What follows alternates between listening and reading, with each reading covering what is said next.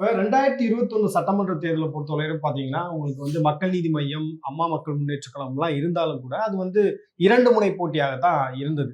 இந்த முறை பாத்தீங்கன்னா, உங்களுக்கு வந்து சீமான் ஒரு பக்கம் அவரு 8.2% நாடாளுமன்ற தேர்தல்ல வாங்கி காமிச்சிட்டாரு. அவரையும் நீங்க கன்சிடரேஷன் பண்ணணும்.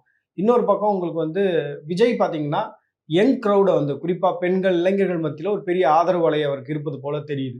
இப்ப இந்த தேர்தல் அப்படின்றது ஒரு 4 முனை தேர்தலாக இருக்கு அப்படின்னு நெறைய பேர் கருதுறாங்க. நீங்க இத எப்படி பார்க்குறீங்க? 4 முனை தேர்தல் அப்படின்றதுல நம்பிக்கை கிடையாது. 4 முனைன்றதுக்கு வந்து முதலமைச்சராக போட்டிக்கு நீங்க சவால் கொடுத்தா தான் அது 4 முனை. சீமான் அந்த இடத்துல இல்ல. அது வந்து எல்லாருக்குமே அது வந்து ஏற்றுக்கொள்ள வேண்டிய ஒரு விஷயம் வந்து. ஸோ அதை வந்து நீங்க அதிகபட்சமா இந்த 3 முனைன்னு தான் நீங்க கன்சிடர் பண்ண முடியும். இந்த 3 முனைங்கிறதுமே நீங்க பார்த்தீங்கன்னா, தமிழ்நாட்டில் எப்பொழுதுமே ஒரு 3வது சக்திங்கிறது தொடர்ந்து வந்து இருந்திருக்கு. 77 தேர்தலில் நீங்க எம்ஜிஆர் வெற்றி பெற்ற தேர்தலே நீங்க பார்த்தீங்கன்னா, இந்த ஜனதா, காங்கிரஸ், இந்திரா காங்கிரஸ். அப்புறம் அந்த 2 பேருடைய வாக்கு வங்கியை சேர்ந்து பார்த்தீங்கன்னாலே அது வந்து 33% வந்து வரும். சரியா? அப்போ 80 தேர்தலாக இருக்கட்டும், 84 தேர்தலாக இருக்கட்டும், காங்கிரஸ் துணையோடு தான் பல தேர்தல்களில் வந்து அதிமுக வெற்றி பெற்றிருக்கிறது இருந்திருக்காங்க. 89 தேர்தலில் தான் இந்த துணை சக்தி மீண்டும் தானே முதன்மை சக்தியாக மாறுறதுக்கான ஒரு முயற்சி வந்து செய்கிறாங்க. அது வந்து தோல்வியடைஞ்சிருது. அப்புறம் அப்பப்போ அந்த முயற்சி வந்து நடக்குது. இந்த முதன்மை சக்தியாக துணை சக்தியை மாறிடுவதற்கான ஒரு முயற்சி வந்து அப்பப்போ நடக்குது. இப்போ விஜயகாந்த் வந்து ஒரு முயற்சி வந்து பண்ணாரு. அந்த மாதிரி வந்து முயற்சிகள் வந்து நடந்திருக்கு. 2014 தேர்தலில் அதே மாதிரி ஒரு முயற்சி கூட்டணியாக எல்லா கட்சிகளும் வந்து சேர்ந்து கூட்டணியாக அது வந்து முயற்சிக்கப்பட்டது வந்துட்டு. இப்ப இந்த முறை வந்து என்னன்னா, ஏன் இதை வந்து கவனிக்கத்தக்க ஒரு இடத்தில் வந்து விஜய் வந்து இருக்கிறாருன்னா, இதற்கு முன்பு நடந்த முயற்சிகளுக்கும் இப்போதைக்கு என்ன வித்தியாசம்னா, இதற்கு முன்பு நடந்த முயற்சிகளில் திமுக அதிமுகவினுடைய ஹார்ட்கோர் ஓட் பேங்க், அவர்களுடைய ஹார்ட்கோர் ஆதரவு தளம் ரெண்டும் இதை டிஸ்டர்ப் பண்ணாம இன்னொரு மற்ற வாக்குகளை வாங்குவதற்கான முயற்சிகளை மட்டும்தான் அடுத்த சக்தி வந்து செய்யும். அது காங்கிரஸாக இருக்கலாம், பாஜகவாக இருக்கலாம், விஜயகாந்தாக இருக்கலாம். ஆனால் திமுக அதிமுகவினுடைய ஹார்ட்கோர் ஓட் பேங்க் இருக்குல்ல, குடும்பமாக அவர்களுக்கு வாக்களித்துக் கொண்டிருந்தவர்கள், பரம்பரையா வாக்களித்துக் கொண்டிருந்தவர்கள், இந்த வாக்கு வங்கியில் ஒரு சிதைவை வந்து விஜய் ஏற்படுத்துறாரு. இப்ப ட்ரெடிஷனல் ஓட்டர்ஸ் வந்து விஜய் டச் பண்ணல அப்படின்னு தான் நான் பாக்குறேன். எங்க கிராமத்துக்கு விஜய் வந்தாரா, எங்களுடைய துக்க இல்ல சுப நிகழ்ச்சியில கலந்துகிட்டாரா அப்படின்ற ஒரு கேள்வி வைக்கிறாங்க இல்லையா? அந்த இடத்துல இருந்து என்னுடைய லோக்கல் எம்எல்ஏ வர்றாரு, விஜய் வந்து வந்தா செய்வேன் அப்படின்னு சொல்றாரு, வந்தா உங்களுடைய கிராமத்துக்கு வருவேன்னு சொல்றாரே தவிர அவர் இதுவரை வரலையே அப்படின்னு இன்னொரு கிளைம் வைக்கிறாருல. நான் ஒவ்வொரு வீட்டுக்குள்ளேயும் போயிட்டு தான் கட்சியை ஆரம்பிச்சிருக்கேன். இந்த சுக துக்க நிகழ்ச்சியில் கலந்து கொண்டாருங்கிறது, துக்க நிகழ்ச்சிகளில் அவர் வந்து கலந்து கொண்டாருங்கிறது வேற. ஆனா உங்களுடைய சுக நிகழ்ச்சிகள் எல்லாத்துலயும் அவர் வீட்டுல இருந்திருக்காருல்ல. உங்க ஒவ்வொரு தீபாவளியிலையும் நீங்க அவரை தான் பார்த்துட்டு உட்காந்துருந்தீங்க. உங்க வீட்டுல ஒவ்வொரு தீபாவளியிலையும் நீங்க அவரை தான் பார்த்துட்டு உட்காந்துருந்தீங்க. ஒவ்வொரு பொங்கல்லையும் நீங்க அவரை தான் போய் தேட்டருக்கு போய் நீங்க பார்த்துருக்கீங்க. அவரை பார்க்கறதுக்கு தான் நீங்க செலவு பண்ணிருக்கீங்க. உங்கள் மகள் பாக்குறது வேற ஒண்ணு இல்ல, அப்படின்னு வரும்போது ஒரு கூடுதல் ரெஸ்பான்சிபிலிட்டியோட இல்ல. இங்க சினிமா அப்படின்றது இங்கதான் வந்து இங்க நம்ம வந்து தமிழ்நாட்டினுடைய கரிஸ்மேட்டிக் லீடர்ஷிப்பினுடைய வரலாறுங்கிறது இருக்குல்ல, அதை எடுத்து இன்னும் ஆழமா நம்ம வந்து புரிந்து கொள்ள வேண்டியிருக்குது. இப்போ சினிமா மோகம் அப்படிங்கிறதுக்காக மட்டுமே ஒரு கட்சிக்கு வாக்கு வங்கி திரளாது. அந்த நபர் இப்போ வந்து இப்ப விஜயகாந்த் இருந்தாரு, சினிமா மோகத்துக்காக மட்டுமே அவருக்கு வாக்களிக்கப்பட்டார். அவர்கிட்ட வேற ஒரு ஆளுமை, வேற பண்பு இதெல்லாம் வந்து இருந்தது. அவர் வந்து சினிமா நடிகர் சங்கத்தில் இருந்தாரு, இது பண்ணாரு, அவர்கிட்ட ஒரு கெப்பாசிட்டி இருக்குன்னு நம்பினார்கள் வந்து. விஜய் மீதான அந்த பிம்பம்ங்கிறது வந்து சினிமா நடிகர் அப்படின்றதும் இல்லை. இப்போ அவரை சொல்றதே அண்ணன்ற வார்த்தை வந்து ஏதோ சும்மா கூப்பிடணுன்றது மாதிரி இதாக இல்லை. அவங்க உள்ளார்ந்து உணர்வார்ந்து அந்த வார்த்தையை வந்து எல்லாரும் பயன்படுத்துறது வந்து பார்க்குறோம். தங்கள் வீட்டில் ஒருவராக அவர் இருக்கிறது. அந்த பக்கத்து வீட்டு பையன் அப்படின்ற விஜயனுடைய இமேஜ் இருக்குல்ல, ஒரு 20-25 ஆண்டு காலமாக அவரை வந்து நம்ம வீட்டு பையன் என்று பார்த்த பார்வை வந்து இருக்குல்ல. அப்ப நம்ம வீட்டு பையன் வந்து முதல்ல தேர்தலுக்கு நிற்கிறேன், நம்ம வீட்டு பையன் எவ்வளவு நாள் வேலையில இருந்தா. எல்லாருமே வந்து எம்ஜிஆர் சொல்லுவாங்க, நம்ம கண் முன்னாடி பார்த்தது விஜயகாந்த் தான். இப்ப விஜயகாந்துக்கு எவ்வளவு கூட்டம் வந்தது அப்படின்றது தெரியும். அவர் ஒரு பெரிய மாநாடுகள் பொதுக்கூட்டங்கள் நடத்தும் போது எவ்வளவு பேர் வந்தாங்க அப்படின்றது தெரியும். அப்போ வந்து புதிதாக தொடங்கிய பல தொலைக்காட்சிகள்ல நம்ம வேலை பார்த்திருக்கோம். வேலை பார்க்கும் போது வந்து விஜயகாந்தோட ஸ்பீச் அப்படின்னா நம்ம உடனே எடுக்கணும், லைவ் எடுக்கணும் அப்படின்றதுலாம் அந்த காலகட்டங்கள்ல இருந்தது. 2014க்கு பிறகு 2013க்கு பிறகுதான் அவருடைய அந்த ஹெல்த் இஷ்யூஸ், அப்புறம் அவர் மீதான அந்த நம்பிக்கை இல்லாத தன்மை இதெல்லாம் வந்து வந்ததுன்னு பார்த்தோம். இப்ப விஜயகாந்த் நம்ம ஒப்பிடும்போது அப்படிதான் விஜயும் இருக்காரா? இல்ல, ஒருபோதும் கிடையாது. நீங்க விஜய் ஒப்பிடவே முடியாது. விஜயகாந்த் தன் வயது ஒத்த அதற்கு கொஞ்சம் கீழே இருக்கக்கூடிய கொஞ்சம் மேலே இருக்கக்கூடியவர்கள்ட்ட மத்தியில தான் இம்பாக்ட் ஏற்படுத்தினார். அவர் அரசியலுக்கு வரும்போது அவருக்கு 55 வயது. 35 வயதிலிருந்து 65 வயதுக்கு உட்பட்டவர்கள் இவர்கள்ட்ட தான் அந்த ஏஜ் செக்ஷன்றது. அந்த இம்பாக்ட்ங்கிறதும் வந்து ஏற்கனவே இருந்த அரசியல் கட்சிகள் இருக்காங்கல்ல, அந்த 2 அரசியல் கட்சிகளுக்குள் அதிகாரத்துக்குள் புக முடியாமல் இருந்த பஃபர் ஜோன், அவர்கள் தான் அவர்களுக்குள்ள வந்து வந்தாங்க. ஆனா விஜய்க்கு நம்ம அப்படி பார்க்கல. விஜய்க்கு நாம் பார்க்கக்கூடிய அபரிமிதமான பெண்கள் செல்வாக்கே நம்ம விஜயகாந்த் பார்க்கல இல்லையா? விஜய் அந்த நேரத்துல வந்து 2 பெரிய ஆளுமைகளும் அது ஒரு மிகப்பெரிய ஃபேக்டர். அது இன்னொரு மிகப்பெரிய ஃபேக்டர் வந்து கலைஞரும் ஜெயலலிதாவும் இருக்கிற நேரத்தில் வந்து விஜயகாந்த் வந்து வர்றாரு. இப்ப நிச்சயமாக எடப்பாடி பழனிசாமியோ ஸ்டாலினோ கலைஞர் ஜெயலலிதா கிடையாது. நிச்சயமா ஒரு கலைஞர் ஜெயலலிதா கிடையாது. அவர்கள் ஒரு ஆர்கனைசேஷன், அவர்களுக்குன்னு ஒரு கெப்பாசிட்டி இருக்கு. அவர்கள் அதை வைத்துக்கொண்டு தங்களுக்கு ஒரு பிம்பத்தை வந்து கட்டமைக்க நினைக்கிறாங்க. அது எவ்வளவு தூரம் செல் ஆகுதுங்கிறது தான் இங்க வந்தது. இவருக்கு வந்து அக்ராஸ் த செக்ஷன் நீங்க 5 to 60 பிளஸ் 5 வயதுக்கு கீழே இருப்போம். இப்போ விஜயினுடைய இம்பாக்ட் ரொம்ப அபரிமிதமான ஒரு தன்மையில் நமக்கு ஏன் தெரியுது அப்படின்னா, இப்போ தமிழ்நாட்டில் வந்து 5,73,00,000 வாக்காளர்கள் இருக்காங்க. இதுல வந்து 2,37,00,000 பேர் 40 வயதுக்கு கீழே, 3,43,00,000 பேர் 40 வயதுக்கு மேல இருக்காங்கன்னு வச்சுக்கோங்களேன். இப்போ இதுல விஜய்க்கு வந்துட்டு இப்போ லீஸ்ட், இப்போ நீங்க ஓரளவு நம்ம வந்து தமிழ்நாட்டில் இருக்கக்கூடிய ஊடகங்களிலேயே அதிகமான நெட்வொர்க் சிஸ்டம் இருக்கக்கூடிய ஒரு இதுனா விகடன் சொல்லலாம். விகடனே அவங்களுடைய சர்வேல 1.25 கோடி ஓட்டை விஜய் வாங்குவார்னு சொல்லுது. எந்த சர்வேயுமே நம்ம வந்து உறுதியா எடுத்துக்க முடியாது. இல்ல நம்ம வந்து ஒரு நம்பர் நிறுவனத்துக்கும் ஒரு நோக்கம் இருக்கும். அதன் அடிப்படையில கூட தேர்தல் அப்படி பேசினா பண்றாங்க. இல்ல அப்படி பேசினா நம்ம எதையும் பேச முடியாது. நம்ம வந்து ஒரு டேட்டா பாயிண்ட்ஸுக்காக யார் என்ன சொல்றா அப்படின்றத பேசணும். விகடன் சொல்றத நான் அத்தன்டிகேட் பண்ணல. விகடன் சொல்றதை அப்படியே நான் ஏத்துக்கல. அதுலயும் கேள்வி இருக்குல்ல. முதலமைச்சராக வரதுல 44% பேர் சொல்லிட்டு கட்சியாக வரும்போது மட்டும் விஜய்க்கு இந்த 20% ஓட்டு குறைஞ்சிருமா? 20% எப்படி குறையும்? ஒரு 5% 10% குறையும் சொன்னா கூட நமக்கு லாஜிக் இருக்கு. 20% குறைஞ்சிருமான்றதுல கேள்விகள் இருக்கு. பட் நம்ம சொல்றது விகடன் மாதிரி ஒரு ரெனவுடு இன்ஸ்டிடியூஷன், அவங்களுக்கு நெட்வொர்க்கும் அதிகம். இப்போ தமிழ்நாட்டில் கூடிய ஊடகங்கள் அவங்களுக்கு நெட்வொர்க் அதிகம். மாணவ பத்திரிகையாளர்கள், ஒவ்வொரு ஊர்லயும் உள்ளூர் பத்திரிகையாளர்கள், ஜூனியர் விடன் இருக்கு, ஆனந்த விடன் இப்படி இருக்குல்ல.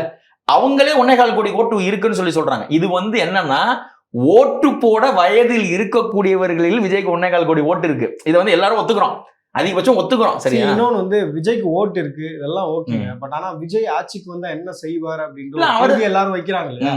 இதுவரையும் விஜய் வந்து ஒண்ணுமே செஞ்சது கிடையாது. நீங்க இன்ஃபேக்ட் பாத்தீங்கன்னா திமுக எதிர்ப்பை மட்டும்தான் வந்து ஒவ்வொரு கூட்டங்கள்லையும் சொல்றாரு. ஏன் திமுகவை எதிர்க்கணும் அப்படின்றதையும் அவர் விளக்குறது கிடையாது.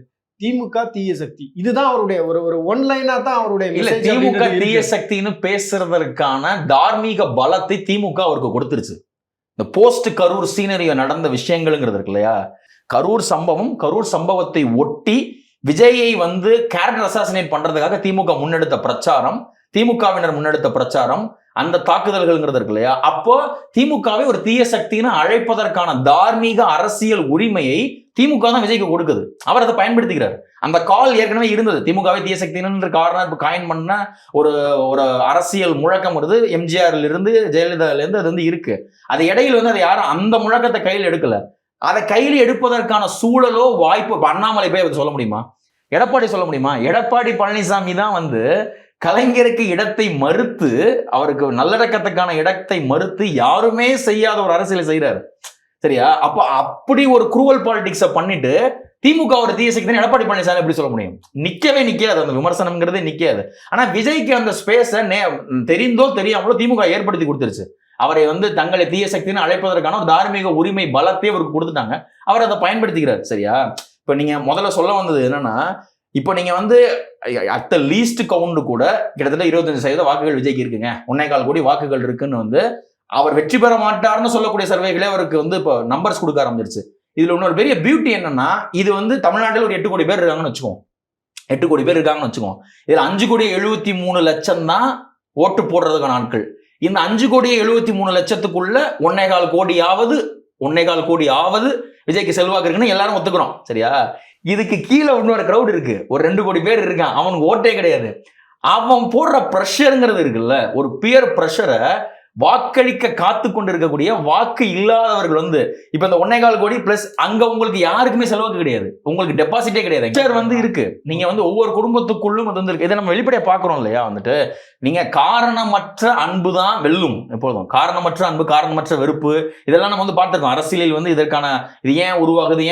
ஆனா உங்களுக்கு இன்ஸ்டிங்க்டிவா உங்களுக்கு தோணுது இல்ல, நீங்க சைக்காலஜிக்கலா இன்ஸ்டிங்க்டிவா நமக்கு சொல்லி தோணும், எனக்கு அதான் நல்லதுன்னு தோணுது, இந்த சட்டை எனக்கு நல்லா இருக்குன்னு தோணுது. இது எல்லாமே வந்து உங்க சாய்ஸ்ல இருந்து நீ இன்ஸ்டிங்க்டிவா எடுக்கிற முடிவு தானே அது வந்து இல்லையா? அந்த இன்ஸ்டிங்க்ட் ரியாக்ஷன் வந்து விஜய்க்கு பெரிய சப்போர்ட். விஜய் வந்து ஒரு பெரிய நடிகர், அதிக சம்பளம் வாங்கக்கூடிய நடிகர், எல்லாமே ஃபைன். பட் அவர் இதுக்கு முன்னாடி வந்து திரைப்படங்கள் நடிப்பதற்காக ஒரு ஷூட்டிங்க்குலாம் போயிருக்காரு. அங்கெல்லாம் க்ரௌடு நம்ம பார்த்தது கிடையாது. அவர் வந்து இந்த மாதிரி ஒரு தனி விமானத்துல போன மாதிரி எனக்கு ஞாபகம் கிடையாது. அவர் வந்து பேசஞ்சர்ஸோட தான் மேபி அவர் வந்து பிசினஸ் கிளாஸ்ல போயிருக்கலாம். ஆனா இன்னைக்கு வந்து ஒவ்வொரு கூட்டங்களுக்கும் போகும்போது பாத்தீங்கன்னா தனி விமானத்துல போறாரு. ரொம்ப ஒரு எலைட் அரசியல். இல்ல இதுல 2 இருக்கு. இதுல நீங்க சொன்னது ஒரு முக்கியமான இன்னொரு பார்வை இதுக்குள்ள இருக்கு. இப்ப இதற்கு முன்னாடி வந்து ஒரு மக்களோட மக்களா எளிமையா இருக்கிற மாதிரி இப்போ நீங்க வந்து இப்போ இந்த வாரிசுன்னு ஒரு படம் வரும்போது கூட அதனுடைய ப்ரொடியூசர் வந்து ஒரு பேட்டி கொடுத்துருந்தாரு. அவ்வளவு பெரிய ஸ்டார் விஜய், நான் ஹைதராபாத்துக்கு ஷூட்டிங் கூப்பிடுறேன், இண்டிகோ விமானத்துல சர்வசாதாரணமா பேசஞ்சர் சீட்ல பிசினஸ் கிளாஸ் கூட இல்லாம பேசஞ்சர் சீட்ல உட்காந்து வந்துட்டு தான் பண்றாரு. இங்க இருக்கக்கூடிய ஆந்திராவில் இருக்கக்கூடிய நடிகர்கள் வந்துட்டு ஒரு சாதாரணமான இடத்துக்கு போனா ஹெலிகாப்டர் கூட அதை கூட இதை கூடன்னு கேட்டு இது பண்ணி நீங்க டார்ச்சர் பண்றீங்க அப்படின்னு. ஆனால் அப்பொழுது இல்லாத தேவை அவருக்கு இப்பொழுது உருவாயிருக்கு. ஏன்னா பர்டிகுலரா போஸ்ட் கரூர், இப்ப கரூர் சீனியருக்கு முன்னாடி வரைக்கும் நம்ம அந்த மாதிரி பார்க்கல. பெரிய அளவில் வந்து அவர் அதிக இடங்களுக்கு வந்து இந்த தனி விமானங்கள் போறது. அதுக்கு முன்னாடியே பாத்தீங்கன்னா அவர் போன எல்லா அந்த மக்கள் சந்திப்பு கூட்டங்களே அவர் தனி விமானத்துல தான் போனார். இல்ல மக்கள் சந்திப்பு கூட்டம்னா இப்ப நீங்க கோயம்புத்தூர்ல ஒரு மீட்டிங் கரூருக்கு முன்னாடி திருச்சியில இருந்தாலும் ஸ்டார்ட் பண்ணாரு. சோ திருச்சியில இருந்தே பாத்தீங்கன்னா ஒரு அதுக்கு முன்னாடியே தனி விமானத்துல தான் போயிட்டு இருந்தாரு. இல்ல அதுதான் நான் சொல்றேன். நீங்க அரசியலுக்கு வந்த பிறகு அவன் இப்ப நீங்க வந்து கரூர் சம்பவத்தின் ஒட்டியே கூட நம்ம வெளியில் அதிகம் விவாதிக்கப்படாத இன்னொரு விஷயம் என்னன்னா, அப்ப விஜயினுடைய ஒய் செக்யூரிட்டி அவருக்கு கொடுக்கப்பட்டிருந்தது இல்லையா, அந்த ஒய் செக்யூரிட்டி ஒரு ரிப்போர்ட் கொடுத்திருந்தாங்க சென்ட்ரல் கவர்மெண்ட்டுக்கு, இவருக்கு வந்து லைஃப் த்ரெட் இருக்கு அப்படின்னு. இதை பெரிய அளவில் யாரும் வந்து விவாதிக்கல. லைஃப் த்ரெட் இருக்குங்கிறத அவங்க எப்படி வந்து லைட் அண்ட் வெயின்ல எடுத்துப்பாங்க? வெளியில இருந்து அரசியல் கண்ணோட்டத்தில் எதுவுமே நமக்கு தெரியாது அவருக்கு லைஃப் த்ரெட் இருக்கா இல்ல. செய்திகள் தானே, செய்தி வந்தது இல்ல, செய்திகள் வந்தது தானே. கசிவிடப்படலாம். ஏன்னா இப்ப வந்து இமீடியட்டா ஒரு கட்சி ஆரம்பிச்ச ஒருத்தருக்கு வந்து உங்களுக்கு ஒய் செக்யூரிட்டி கொடுக்குறாங்க. நீங்க சொன்ன மாதிரி அவர் வந்து பேசஞ்சர் டிக்கெட்ல தான் போயிட்டு வந்துட்டு இருந்தாரு. இப்ப தனி விமானத்துல போறாரு. அவர் எங்க போனாலும் வந்து மக்கள் கூட்டம் அதிகமா வருது அப்படின்றத பார்க்கும்போது இல்ல இது என்ன வச்சு பார்க்கும்போது எங்கேயோ ஒரு வகையில வந்து பிஜேபியோட கனெக்டடா இல்ல இல்ல இல்ல இல்ல இல்ல நீங்க அதை எப்படி புரிஞ்சுக்கணும்னா, இத விஜயினுடைய அரசியல் சினிமா இருப்பை விட அரசியல் இருப்புக்கு அதிக முக்கியத்துவம் கொடுக்குறாங்க மக்கள் வந்து. நான் வந்து அதை அப்படிதான் புரிஞ்சுக்கிறேன். சரியா? சினிமா நடிகர்களாக இருக்கும் பொழுது கூட விமான நிலையத்தில் கூடாத கூட்டம் அரசியலுக்கு அவர் வந்த பிறகு, ஏன்னா அவருடைய இருப்பு முக்கியம். அவரை சுற்றி ஒரு அரசியல் உருவாகுது இல்லையா? நீங்க ஏன் அந்த அரசியல் வந்து உருவாகுது? திமுக அதிமுக என்கிற 2 கட்சிகளும் கடந்த 30 ஆண்டு காலத்தில் உருவாக்கிய ஸ்டாக்னைசேஷன் இருக்குல்ல, புதிய நபர்கள் உள்ளே நுழைந்து அரசியல் அதிகாரத்தில் பங்கெடுப்பதற்கான வாய்ப்புங்கிறது இருக்குல்ல, இந்த ஆப்பர்ச்சுனிட்டியை கொடுப்பதற்கான ஸ்பேஸுங்கிறது இருக்குல்ல, அது அப்படியே ஸ்டாக்னண்டாக நிக்கிறதுனால வரக்கூடிய. இப்ப நீங்க திமுகவும் அதிமுகவும் விஜய் வந்த பிறகு என்ன மாற்றங்கள் நடந்துட்டுன்னு பாருங்க. திமுக இளைஞர் அணிக்குள் சமூக வலைதள பொறுப்பாளர்னு வந்து எல்லா மாவட்டத்திலும் 2 பேர் ஒரு பேர் வந்து போட்டு ஒரு இது பண்றாங்க. இளைஞர் அணிக்குள் சமூக வலைதள பொறுப்பாளர்னு இப்படி என்னென்ன பேர்களில் வந்துட்டு இளைஞர்கள இருக்கக்கூடியவர்களை என்கேஜ் பண்ணும். யாருக்கும் விஜய்க்கு லைஃப் த்ரெட் இருக்குன்னு நீங்க சொல்றீங்க. அது வந்து செய்தி தான், செய்தி அடிப்படையில் தான் சொல்றேன். எனக்கு என்ன கேள்வி அப்படின்னா, இப்ப இவ்வளவு மக்கள் நேசிக்கிறாங்க, விஜய் வரணும் அப்படின்னு நினைக்கிறாங்கலாம் வந்து நம்ம பாக்குறோம், ஒரு பெர்ஸ்பெக்டிவா பாக்குறோம். அப்படி இருக்கும்போது தமிழ்நாடு மாதிரியான ஒரு மாநிலத்துல எப்படி விஜய்க்கு வந்து ஒரு லைஃப் த்ரெட் இருக்க முடியும்? இல்ல இது லைஃப் த்ரெட்டுக்கும் மக்கள் நேசத்துக்கும் சம்மந்தம் இல்லையா? லைஃப் த்ரெட் மிகப்பெரிய மக்கள் செல்வாக்கு கொண்டிருந்த தலைவர்கள் எல்லாருக்கும் லைஃப் த்ரெட் இருந்திருக்கு. இந்த லைஃப் த்ரெட்டுக்கும் அபரிமிதமான மக்கள் செல்வாக்குக்கு அன்புக்கும் தொடர்பு கிடையாது. இப்போ தமிழ்நாடு ஒரு அமைதி பூங்கா, அதனால் விஜய் இந்த கேள்வி நம்ம கேட்க முடியாது அதுல வந்து. சரி, அப்ப மற்ற மாநிலங்கள் எல்லாம் என்னன்றது இருக்குல்ல, நான் அந்த விவாதத்துக்குள்ள போக விரும்பல. ஒரு தனி நபருக்கு த்ரெட் இருக்குன்னு அவருடைய செக்யூரிட்டி ஃபோர்ஸ் வந்து அத்தனை கவர்மெண்ட் ஆத்தரைஸ்டு செக்யூரிட்டி ஃபோர்ஸ் வந்து நம்புதுன்னா அவர்கள் அதற்கேற்ற இதுதான். இப்போ ஒரு விபரீதகரமா சின்னதாக ஏதோ நடக்குதுன்னு வச்சுங்களேன், நாங்க சொன்னதை கேட்கலன்னு அவங்க போயிட்டே இருப்பாங்க இல்லையா? விஜய் வந்து நாங்க சொன்னதை கேட்கல அப்படின்னு போயிட்டு, இது ராஜீவ்காந்தி மரணத்தில் உட்பட எல்லாத்துலயும் இந்த பேச்சு வந்து வந்தது. மக்களை நெருங்காதீர்கள்னு நாங்க அவருக்கு சொன்னோம், பேசணுமா இல்லையா? அதை வந்துட்டு ஆனா அவர் வந்து எங்க பேச்சை கேட்காம மக்களை வந்து நெருங்கி சென்று அவர் வந்து சந்தித்து ஒவ்வொரு கூட்டங்களிலும் வந்து நடந்து கொண்டார். அது அவருக்கு அது ஒரு பெரிய ஆபத்தா மாறிச்சு. இதெல்லாம் நம்ம கேள்விப்பட்டிருக்கோம். அப்போ நீங்க வந்து அவங்க சொல்றதை கேட்டுதான் ஆகணும். சார் அந்த விவாதத்துக்குள்ள மதியம் போவேன். அது வந்து ஏன்னா வெளியில் அதிகாரப்பூர்வமாக முழுமையாக அறிவிக்கப்படாத ஒன்றை பூடகமாக ரொம்ப சர்ச்சையா பேசுன மாதிரி நம்ம பேசணும். ஆனா செய்திகள் இருக்கு, நம்ம அதுக்கு வந்து ஒரு மதிப்பு கொடுக்கணும். ரொம்ப அதை எலைட் பாலிடிக்ஸ்னு நம்ம வந்து அதை ஒதுக்கிட முடியாது. அது இன்னொரு வகையில ஒரு வகையில் அது உரிமை, இன்னொரு வகையில அவங்களுக்கு வந்து இப்படியான செய்திகள் சொல்லப்படும் பொழுது பாதுகாப்பு மெஷர்ஸ் அவங்க எடுக்கிறது தவறு கிடையாது. வந்து தரையிலே படல அப்படின்ற அதெல்லாம் ஒண்ணும் கிடையாதுங்க. என்ன பண்ணாலும் நம்ம அதை விமர்சிக்கிறது தான். ஒரு பிரச்சாரத்துக்கு போறாரு, சைக்கிள் ஓட்டினாலும் விமர்சிக்க தான் செய்யறோம். இறங்கி வரல வீட்டை அவர் நிறைய விமர்சனம் பண்ணும்போது எதிர்த்தரப்பினரும் வந்து விமர்சனம் இல்ல, அவர் அந்த விமர்சனம் வந்து ஓரளவு சரியானதுதான் அப்படின்னு ஒரு அட்ரஸ் பண்ண தானே செய்யறாரு. அவர் வந்து நீங்க வந்து விஜய் வீட்டை விட்டு வெளியே அவரே பேசுறாருல, அதை வந்துட்டு அவர் கவுண்டர்ஃபை பண்ணிக்கிறாருல, அது வந்துட்டு எப்ப வர்றான்றது முக்கியம் இல்ல. இப்ப எலெக்ஷன் ஒட்டி வர்றதுக்கும் அதுக்கு முன்னாடியே அந்த வேலைகள்லாம் அவர் செஞ்சிருக்கணும் அப்படின்றது ஒரு பார்வை தான். இல்ல நீங்க எலெக்ஷன் என்ன வேலை செய்யறதுன்றது இப்போ நீங்க வந்து அவங்களோட கேம்பெயின் ஸ்டைல வந்து வேற மாதிரி முன்னாடி மாதிரி மாற்றி அமைச்சிருக்கலாம். இப்போ நடைபயணம் போற மாதிரியோ ரொம்ப முன்கூட்டியே கட்சி ஆரம்பிச்ச உடனே ஒரு நடைபயணம் போயிருக்கலாம். இதெல்லாம் இப்போ உட்காந்து பேசலாம். அவர்கள் ஒரு திட்டமிடலை வந்து செய்யறாங்க. இப்போ அது வந்து வெற்றி தோல்வி அதுக்கு கிடைக்கிறத பொறுத்து தான் அது வந்து சக்சஸ் ஆச்சா இல்லையான்னு நம்ம வந்து சொல்ல முடியும். ஆனா அவர்கள் நினைக்கிறது நடக்கல நம்ம சொல்ல முடியாதுல்ல. இப்போ நீங்க வந்து வெளியிலேயே வரல விஜய்னு சொல்லணும். திருப்பூர்ல பாக்குறோம். நீங்க கோயம்புத்தூர்ல இருந்து திருப்பூருக்குள் நீங்க இமேஜின் பண்ண முடியாத கிரௌட். இது கட்டுக்கடங்காத கூட்டம் அது வந்து இல்லையா. பெருமாநல்லூர்ல அவர் நின்று பேசுற இடம் அது ரொம்ப அது எவ்வளவு பெரிய இடம் அந்த இடத்துக்கு போனவங்களுக்கு தெரியும். ரொம்ப விசாலமான 4 வழி. உங்களுக்கு திருப்பூரும் பெரிய கிரௌடு, மிகப்பெரிய கிரௌடு. அப்ப இந்த கிரௌடு ஒரு விஷயத்த சொல்லுது இல்லையா. அப்ப இந்த கிரௌடு அந்த அவருடைய அரசியல் இருப்பின் மீதான ஒரு நம்பிக்கை அதிகமா காட்டுது இல்ல. அதாவது சினிமா இருப்பை விட நீங்க வந்து இப்ப இதே விஜய் வந்துட்டு இசை வெளியீட்டு விழாக்கள் நடத்துறது நம்ம பார்த்திருக்கோம்.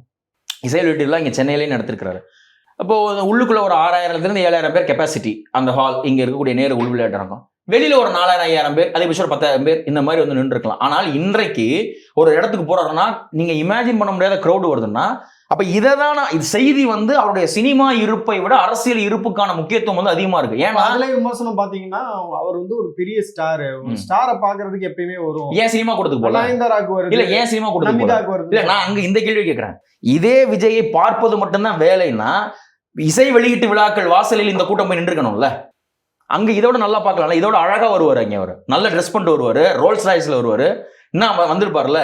விஜய்க்கு ஒரு அரசியல் இருப்புக்கான முக்கியத்துவம் இருக்கு. அவர் பல பேருடைய வாய்ப்பினுடைய கண்ணியாக இருக்கிறாரு. Is intact and joining. அவர் ஒரு மைய புள்ளின்னா அந்த மைய புள்ளியை சுற்றி பல பேருக்கான அரசியல் வாய்ப்புகளுக்கான தேவை இருக்கு. அவர்களுக்கு விஜய் இல்லை என்றால் அந்த அரசியல் வாய்ப்பு கிடையாது. இப்போ ஒரு கோடி நீங்க ஒரு என்னன்னா அந்த கட்சிக்கு 1,25,00,000 பேர் வந்து ஓட்டு போட தயாரா இருக்காங்க. அந்த கட்சிக்குள்ள ஒரு 15-20 லட்சம் பேர் வந்து ஒரு நிர்வாகிகளா இதா இருக்காங்கன்னா இவங்கெல்லாம் யாரு? இப்ப இவ்வளவு நாள் வெயிட் பண்ணிட்டு இருந்திருக்காங்க இல்லையா. இப்ப இவர்களுக்கு அவருடைய தேவையோட இருப்பு முக்கியம் இல்லையா. அந்த அன்பை தான் வந்து அவங்க காட்டுறாங்க. நீ எங்களுக்காக இருக்கிற நான் உங்க பின்னாடி நாங்க இருக்கோம்னு அவங்க காட்டிக்க விரும்புறாங்க. உங்க பின்னாடி நாங்க இருக்கோம், உங்க பின்னாடி நாங்க. இது ஒரு அரசியல் செய்தி தானே. அது வந்து அது பொலிட்டிக்கல் மெசேஜ். கிளியர்லி கூடுற கூட்டங்கிறது பார்க்க கூடுறாங்க, வெறுமனை இது பண்ண கூடுறாங்க அப்படின்னு லைட் வேலை எடுத்துக்க முடியாது. அது ஒரு பொலிட்டிக்கல் மெசேஜ் இருக்குல்ல. உதயநிதி அவர்கள் கூட நேற்று விமர்சனம் போது பொதுவா வந்து இந்த கண்காட்சியில வைக்கப்படக்கூடிய ஈஃபில் டவர் மாதிரி விஜயனுடைய பிம்பம் அது வந்து ஒரு அட்டகத்தி அப்படின்ற விமர்சனத்தை வைக்கிறாங்க.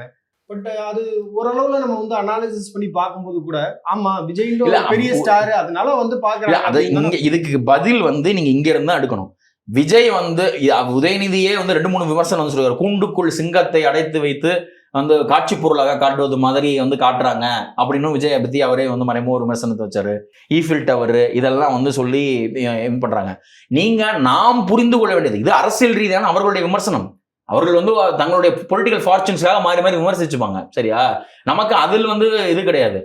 ஆனால் இசை வெளியீட்டு விழா வாசல்களில் கூடாத கூட்டம் அங்கேயும் போனா விஜய் நீங்க பார்த்திருக்கலாம் இல்லையா. ஷூட்டிங் ஸ்பாட்டுகளில் கூட இங்கேதான் இருக்கு. ஷூட்டிங் ஸ்பாட்ஸ் எல்லாம் நீங்க பூந்தமல்லி ரோட்ல போனாங்க அங்க இருக்கு ஷூட்டிங். அவருடைய இது பண்ற பையனூர்ல இருக்கு. அங்க கூடாத கூட்டம் விஜய் அரசியல் நடவடிக்கைகளுக்காக சொல்லக்கூடிய இடங்களில் கூடுதுன்னா அது பொலிட்டிக்கல் மெசேஜ். அது உன் பின்னால் நாங்கள் இருக்கிறோம் அப்படின்ற செய்தியை தான் அங்க வரக்கூடிய மக்கள் வந்து சொல்றாங்க. சரியா. விஜய் வந்து யாருடைய வாக்குகளை வந்து அதிகமா எடுக்க போறாரு, யார் அதிகமா பதற்றமாக்குறாரோ அவங்களுடைய வாக்குகள் அவர் எடுக்கிறாரு. நம்ம பாக்குறோம்ல விஜயை பார்த்தா யார் அதிகமா பதற்றமாகறாங்க. நான் வந்து ரொம்ப சிம்பிளா தான் பாக்குறேன். பதற்றமான மாதிரி தெரியல. இப்ப அதிமுக வந்து விஜய் பத்தி பெரிய அளவுல பதற்றம் ஆகல. இல்ல விமர்சனம் பண்றது இல்ல. இப்ப முதலமைச்சரோ துணை முதலமைச்சரோ எந்த இடத்துலயும் விஜய் பற்றி நேரடியா விஜய் பேரை சொல்லி பேசுனது கிடையாது. இல்ல அது ஒரு இக்னோரன்ட் பாலிடிக்ஸ். சரியா. எம்ஜிஆரையே வந்து 73-74 அந்த திண்டுக்கல் இடைத்தேர்தல் இருக்குல்ல. திண்டுக்கல் இடைத்தேர்தலின் பொழுது கலைஞர் என்ன ஸ்டேட்மெண்ட் கொடுத்தாருன்னா இந்த தேர்தலில் ஒன்று நாங்கள் ஜெயிப்போம், நாங்கள் வேண்டாம்னு நினைச்சா மக்கள் வந்து காமராஜருக்கு தான் ஓட்டு போடுவாங்க, எம்ஜிஆருக்கு ஓட்டு போட மாட்டாங்கன்னு கலைஞர் வந்து ஸ்டேட்மெண்ட் கொடுத்தாரு. ஆனா என்ன நடந்தது இல்லையா. நீங்க அந்த இக்னோரண்ட்ங்கிறதே ஒரு பாலிடிக்ஸ் தானே. வந்து உன்னை நான் வந்து இந்த ஆட்டத்துல சேர்த்துக்கல, உன்னை நான் வந்து இந்த இதுல வந்து ஒரு பிளேயரா வந்து உள்ள அனுமதிக்க மாட்டேன், நீ பிளேயர் கிடையாது, என்னை பொறுத்த வரைக்கும் நீ நான் பிளேயர்னு சொல்றது இருக்குல்ல, அது ஒரு அரசியல் தானே. இப்ப வந்து இப்ப பர்சனாலிட்டி பாலிடிக்ஸ் பத்தி பேசும்போது இப்ப விஜய் வந்து இப்ப 3வது இடத்துல இருக்கிறாரா, அவர் வந்து ஒரு 3rd ஃபோர்ஸா தான் வந்து இனி வரக்கூடிய தேர்தல்கள்லயும் இருக்க போறாரா, இல்ல அவர் வந்து இந்த இருமுனை போட்டிக்குள்ள அவரும் ஒரு பிளேயரா வர்றதுக்கான வாய்ப்பு இருக்கா? இல்ல இங்க ரெண்டு இருக்கு. பெர்செப்ஷன்ல டிஎம்கே விசஸ் டிவிகேங்கிறத அவர் ஓரளவு வந்து சக்சஸ்ஃபுல்லா நிறுவி காட்டியிருக்கிறார். சரியா, வெரி சக்சஸ்ஃபுல்லா நிறுவி காட்டியிருக்கிறார். இன்னொன்னு ரொம்ப முக்கியமான ஒரு விஷயங்கிறது, விஜய் வந்து 24 அக்டோபர் 27 2024 அக்டோபர் விக்கிரவாண்டி மாநாடு, அந்த மாநாட்டில் அவர் பிரயோகப்படுத்தும் போது மாற்று சக்திங்கிற வார்த்தையை அவர் பயன்படுத்தவே இல்லை. அவர் தான் முதன்மை சக்தின்னு தான் சொல்றாரு. எக்ஸ்ட்ரா லக்கேஜா வரலங்கிற ப்ரோ அப்படின்றத அவர் வந்து சொல்றாரு. அவர் மாற்று சக்தின்னு சொல்லியிருந்தா அந்த கன்ஸ்ட்ரக்ஷனே வந்து வேற.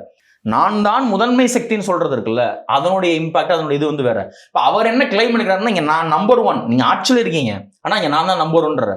ரிசல்ட் அப்பதான் அதனுடைய அவர் தான் நம்பர் 1 இல்லைங்கிறது ரிசல்ட் அப்பதான் தெரியும். ஆனால் இங்க 3வது பிளேயர்னு, இப்ப 1வது பிளேயர், 2வது பிளேயர், 3வது ரேங்கிங்ல நம்ம சொல்ல முடியாது. இப்போதைக்கு 3 பிளேயர், ஒரு பிளேயர் 3 பிளேயர்ஸ் நிக்கிறாங்க. இதுல யாரு 1, 2, 3 வருவான்னு இப்ப என்னன்னா, எல்லாருக்குமே கிட்டத்தட்ட அந்த ஈக்குவல் டிஸ்ட்ரிபியூஷன் பவர் வந்து இருக்கு. இந்த 3 பேருமே ஏதோ ஒரு வகையில் 1 கோடி ஓட்டுக்கு மேலதான் வாங்க போறாங்க. சரியா, அது நமக்கு நல்லா தெளிவா தெரியுது. 1.5 கோடி ஓட்டு யார் வாங்க போறா, 1,60,00,000 யார் வாங்க போறா, 1,70,00,000 யார் வாங்க போறா, 1,70,00,000 மேல வாங்கி இதுல வந்து ஆட்சியார் கைப்பற்ற போறாங்கிறதான் கேள்வி தவிர இப்போ வரைக்கும் இதுல ரேங்க் கிடையாது. இந்த 3 பேருமே ஈக்குவல் பொசிஷன்ல இருக்காங்கன்னு தான் நான் பாக்குறேன். இந்த வீடியோ நீங்க முழுமையா பார்த்துருந்தீங்க அப்படின்னா உங்களுடைய கருத்து என்ன அப்படின்றதையும் கமெண்ட் செக்ஷன்ல சொல்லுங்க.